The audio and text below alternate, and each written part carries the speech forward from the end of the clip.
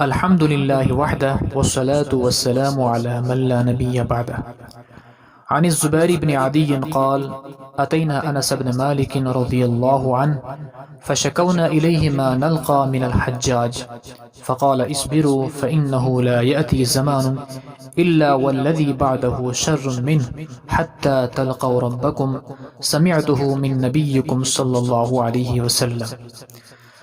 حضرت زبیر بن عدی رضی اللہ عنہ فرماتے ہیں کہ ہم حضرت انس بن مالک رضی اللہ عنہ کی خدمت میں حاضر ہوئے اور حجاج کے ظلم کی شکایت کی. حضرت انس بن مالک رضی اللہ عنہ نے شکایت سن کر فرمایا کہ صبر کرو، معلوم نہیں آگے کیا ہو، کیونکہ کوئی زمانہ بھی تم پر ایسا نہ آئے گا کہ اس کے بعد والا زمانہ اس سے زیادہ برا نہ ہو جب تک تم اپنے رب سے ملاقات نہ کر لو. یعنی مرتے دم تک ایسا نہ ہوگا کہ آنے والا زمانہ پہلے زمانے سے اور موجودہ زمانے سے اچھا آ جائے. آگے حضرت انس رضی اللہ عنہ نے فرمایا کہ یہ بات میں نے رسول اللہ صلی اللہ علیہ وسلم سے سنی ہے.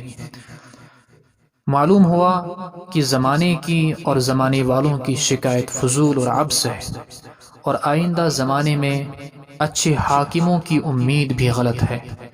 لہٰذا جتنا بھی وقت ملے اور عمر کا جو بھی سانس مل جائے اسے غنیمت سمجھنا چاہیے، اور اعمال صالحہ کے ذریعے اللہ رب العزت سے امیدیں باندھنی چاہیے، اور ہر وقت اس کے غضب اور اس کے قہر سے ڈرتے رہنا چاہیے.